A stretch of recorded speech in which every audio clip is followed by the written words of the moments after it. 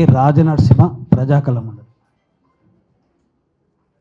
ఆ head master, గెస్టెడ్ head master, నాకు తెలిసిన సమాచారము, ఆయన ఆ స్కూల్లో 500 మంది విద్యార్థులు ఉంటారు, 40 మంది స్టాఫ్ ఉంటారు.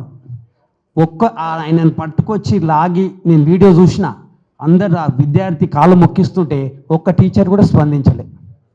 కనీసం తోటి టీచర్లు కదా మాట్లాడలే. అంటే ఏంది, అక్కడ బలం లేదు, వాళ్ళకు భయపడుతున్నారు.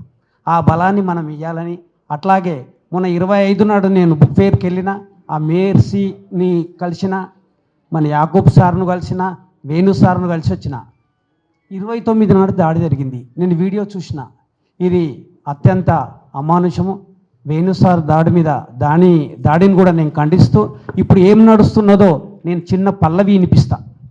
రాముని రాజ్యం మోడీ సామ్యం, అరే రాముని రాజ్యం మోడీ సామ్యం, రాజమేలుతుందో మానవ హక్కులు మంటల్లోన కలిసిపోతాయో.